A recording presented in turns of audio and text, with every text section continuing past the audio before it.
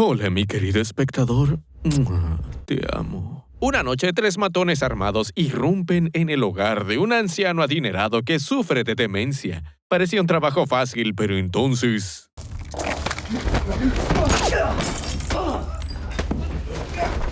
Eso les pasa por meterse con un viejo sicario. Y este viejo sicario tiene un último trabajo por cumplir.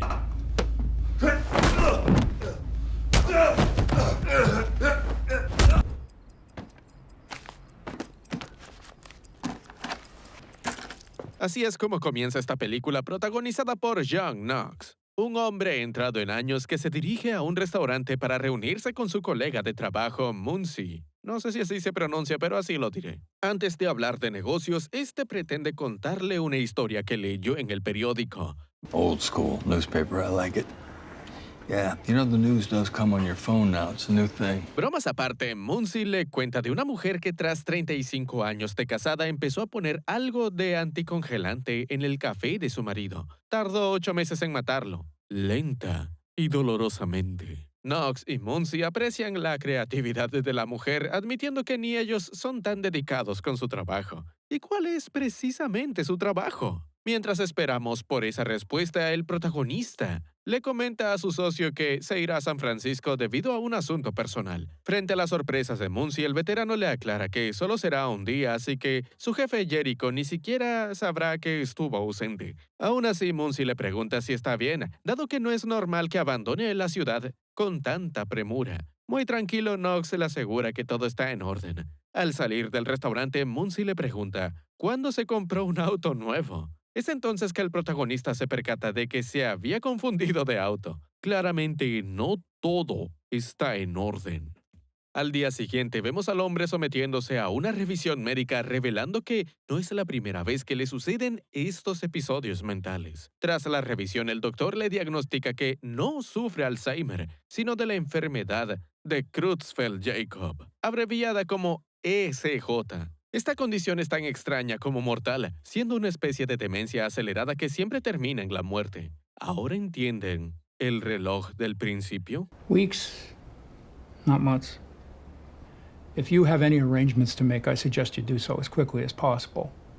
Además de eso, el doctor le pregunta si tiene un familiar que lo cuide llegado el momento, a lo que él responde que ninguno estará dispuesto. Solo le queda un centro de asistencia o aislarse hasta morir. Poco después del diagnóstico vemos al protagonista acostado con Annie, una trabajadora sexual proveniente de Polonia con la que comparte su pasión por los libros cuando no están haciendo eso. Luego de años de intimidad comprada, el hombre le confiesa por primera vez uno de sus secretos. Justo hoy es el cumpleaños de su hijo, del quien lleva muchos años distanciado. Why does he hate you so much?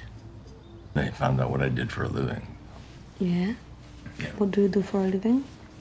I work for the IRS. Yo también me alejaría de mi padre si hiciese esa clase de chistes. Aprovechando la ocasión, ella le pregunta por su apodo de Aristóteles. Él le revela que durante su servicio en la Guerra del Golfo, sus compañeros de pelotón lo bautizaron con ese nombre por su afición a los libros y la filosofía. Una llamada pone fin al encuentro entre Knox y Annie, quien, antes de irse, dice que todos los hogares tienen un punto frío. Siempre que va a casa de Knox, siente su punto frío. What is it? Loneliness. Una vez con Muncie, el protagonista le aclara que este será su último trabajo por al menos un buen tiempo. Su colega le contesta que no debe convencerlo a él, sino a Jericho. El dúo entonces pasa a la acción colándose en la casa de un traficante al que tienen que enviar con San Pedro. El famoso Aristóteles se dedica al sicariato.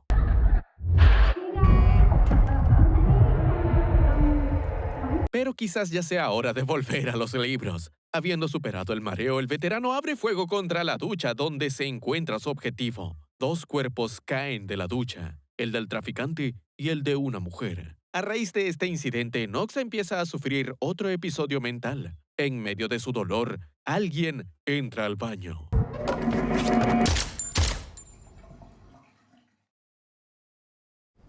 La mujer no fue la única baja colateral de la noche. Muncie también. Knox. I'm sorry, Tony.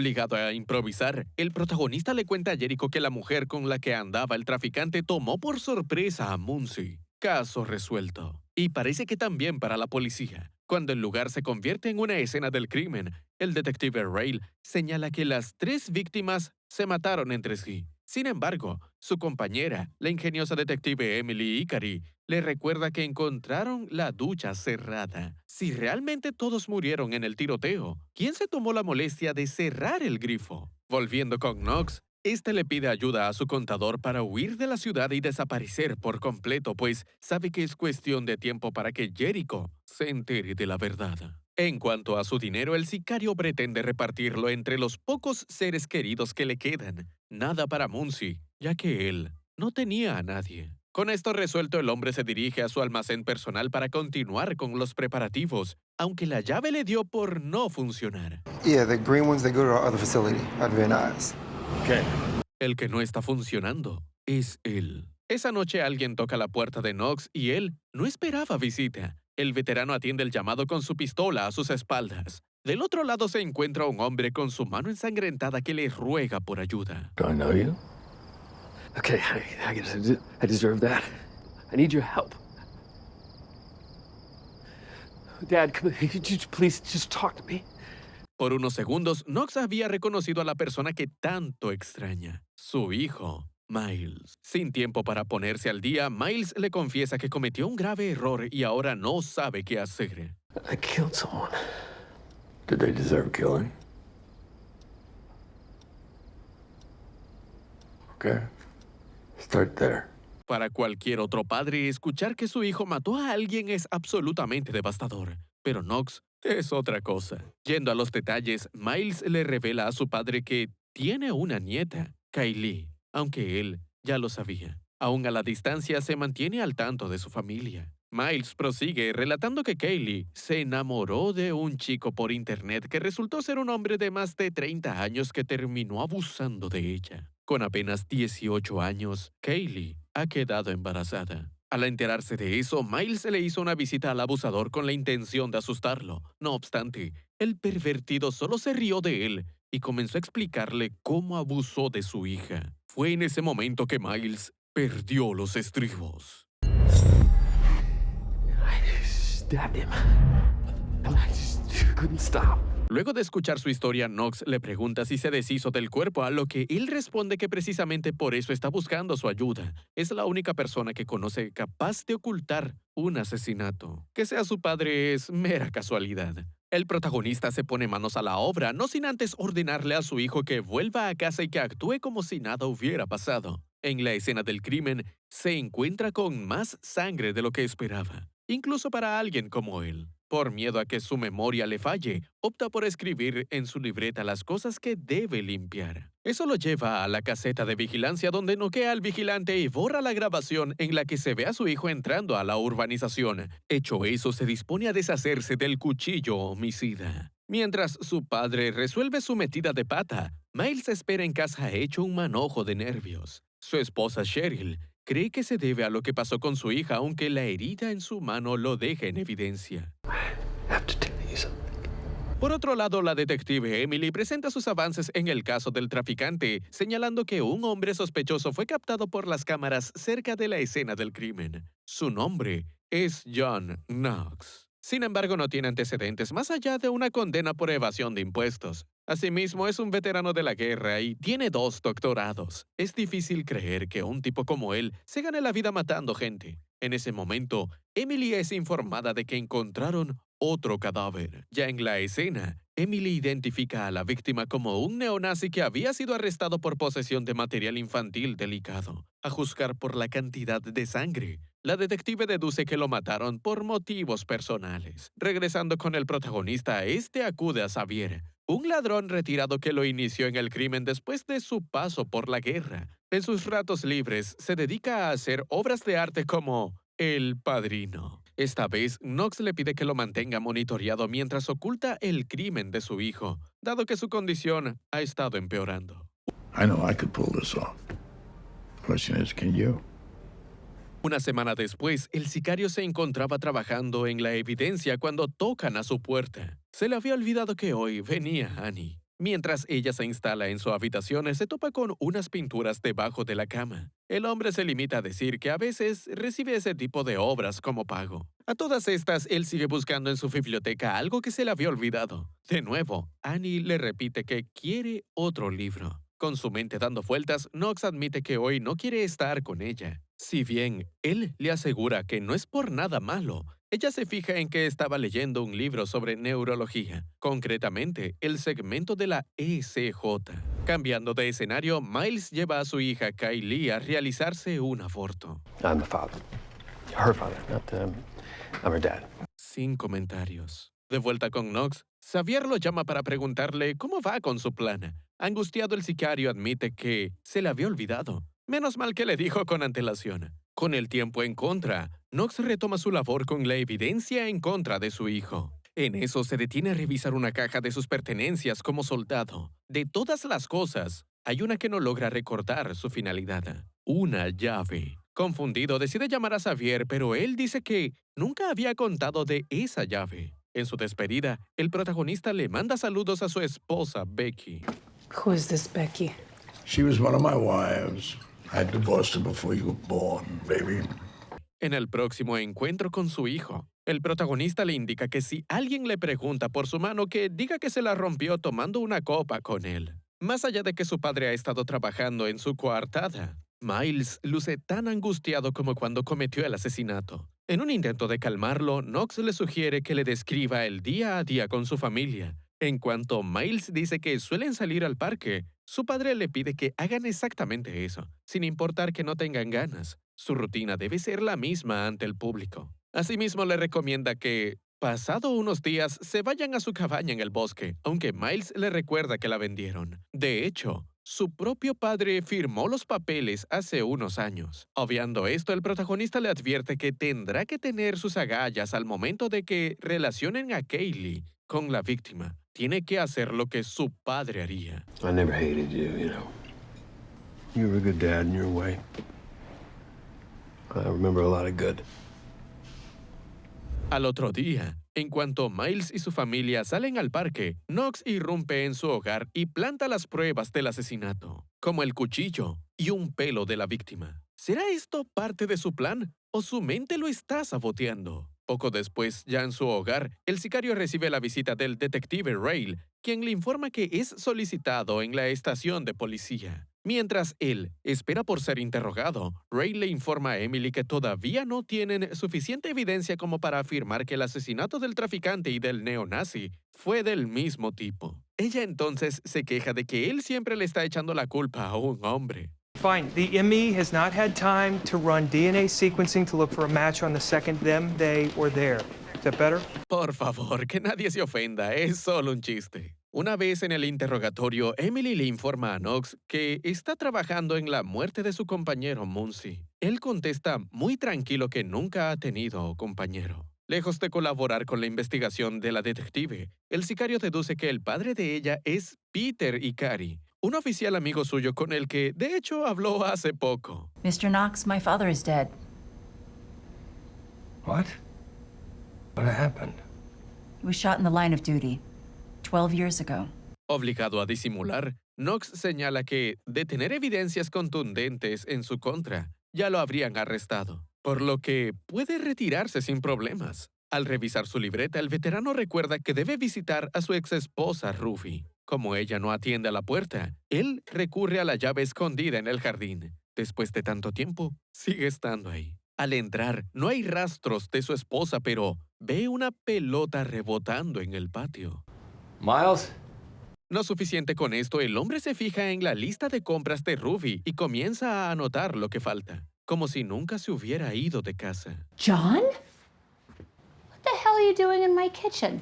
Knox no es el único armado de la familia. Luchando contra sí mismo, le avisa a Ruby que está planificando su retiro y ella recibirá parte de sus ahorros. No obstante, Ruby confiesa que no quiere nada de su dinero.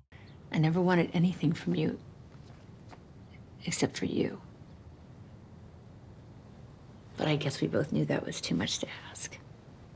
Antes de irse, el protagonista le pide que se asegure de que Miles reciba su parte, pues su hija lo necesitará para la escuela importante. Ruby completa sus palabras señalando que quiso decir universidad. Sabe que hay algo mal con su exmarido, aunque él jamás se lo dirá con claridad. Call ahead next time. Yeah. There isn't gonna be a next time. Un par de semanas después, vemos que la condición de Knox ha empeorado, haciéndole más difícil recordar para qué sirve la llave misteriosa. De nuevo, Annie lo toma por sorpresa, por lo que él disimula diciendo que está muy ocupado con el retiro de su dinero. Mientras ella lo masajea, el hombre continúa hablando, revelando que tiene que convertir sus pinturas y sus joyas en dinero limpio. Se supone que ella no debía saber de eso. Por otro lado, la policía descubre el historial del neonazi en Internet, encontrando sus conversaciones con Kaylee Knox. Wait. Did you say Knox? I ran the family. It's John Knox's granddaughter. Hablando de él, justo ahora se encuentra en el bosque colándose en la cabaña que había vendido. Menos mal los nuevos dueños ni se habían molestado en amueblarla. De un escondrijo en el suelo, Knox saca una bolsita con joyas. Del dinero nunca se olvida. En la comisaría, Cheryl y Kaylee son interrogadas por Rail, mientras Emily hace lo propio con Miles, informándole del asesinato del neonazi. El hombre se hace el sorprendido, aunque su fachada se viene abajo cuando la detective le muestra unas imágenes recuperadas de él entrando a la urbanización de la víctima. A raíz de este hallazgo, la policía registra su hogar y encuentra las pruebas en su contra. Miles sí que luce sorprendido esta vez, pues su padre se había deshecho de esa evidencia. ¡Oh, no! Sea como sea, ahora está bajo arresto por un crimen que sí cometió. Tras eso, Emily es informada por un colega que Knox viajó a San Francisco el otro día. Knox, por su lado, vaga sin rumbo por el bosque hasta que un senderista lo encuentra y lo ayuda a llamar a Xavier. De camino a la ciudad, el protagonista le pregunta por qué de todos los candidatos lo eligió a él como aprendiz. Xavier contesta que él era el único con fortaleza mental para soportar su enfrentamiento. Qué irónico que esa mente dotada es ahora la que lo está matando. I'm scared. Yeah. I figured. Al llegar a su hogar, Knox le pide como último favor llevarle sus objetos de valor a su contador. Es obvio que ya no puede hacerlo por su cuenta. En la búsqueda de esos ítems, el sicario es sorprendido por unos tipos armados convocados por Annie, la cual se lamenta de estar haciéndole esto. Pero es que tiene demasiado dinero. Difícil contraargumentar eso, así que Knox se dispone a entregar las joyas lentamente.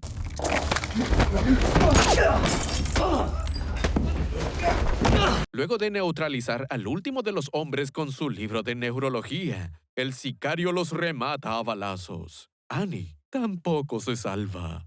You were one of the three. You're thinking of your ex-wife. No, Annie. It was you. My Thursday afternoon date for the last 4 years. De no haberlo traicionado, Annie se hubiese ganado 1/3 de sus ahorros, mucho más de lo que se hubiese llevado con los matones. Una lástima. He wants to make a change to the list. Take off the last name, the hooker. No problemo. Luego de que Xavier cumple con su parte, el protagonista visita a su hijo en la cárcel. Este último le exige explicaciones por las pruebas que implantó en su casa, aunque es Knox quien está más molesto acusándolo de haberlo vendido hace años por evasión de impuestos. Por culpa de él, pasó 6 años en prisión. Ya era hora de devolverle el favor. Miles no puede estar más confundido y exclama que, de haberlo sabido, jamás lo hubiese acusado. Aún así, Knox se retira creyendo que hizo lo correcto. Poco después, los forenses se percatan de que las pruebas en contra de Miles fueron manipuladas con mucha precisión, aunque no lo suficiente como para haber pasado desapercibidas. Emily no lo puede creer, recordando que tienen el video incriminatorio de Miles. About that. Fuck me. Volviendo con Knox, Xavier le pregunta si ya está listo para su última fase de su plan. No hay vuelta atrás después de esto. Al ver que las imágenes de Miles también fueron manipuladas, Emily se pregunta si fue incriminado. Justo entonces reciben una llamada de Xavier, quien, de forma anónima, les dice que Knox esconde un cadáver en su casa. La policía irrumpe en casa del sospechoso y, tal como Xavier les dijo, encuentran un cadáver y las herramientas que había utilizado para manipular las pruebas. El sicario se entrega sin oponer resistencia alguna. Debido a estos hallazgos, se comprueba la inocencia de Miles. Antes de liberarlo, Emily le pregunta cómo se cortó la mano. On a broken glass.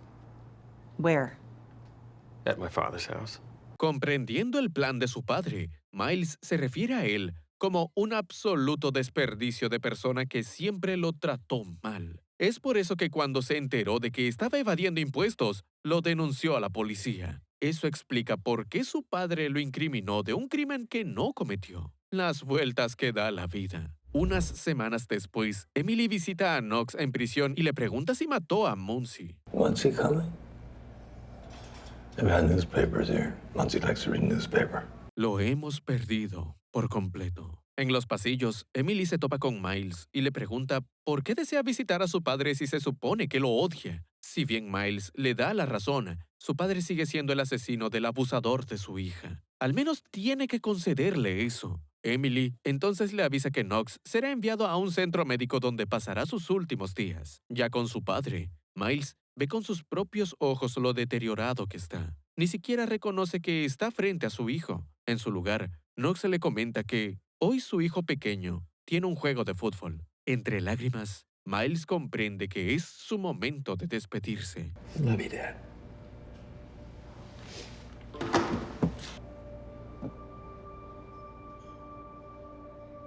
Gracias a Xavier, los ahorros de Knox llegan a manos de Ruby y Miles. Asimismo, una tercera persona recibe su colección de libros. Annie le concedió una segunda oportunidad, pues a él ya se le habían acabado. Ay.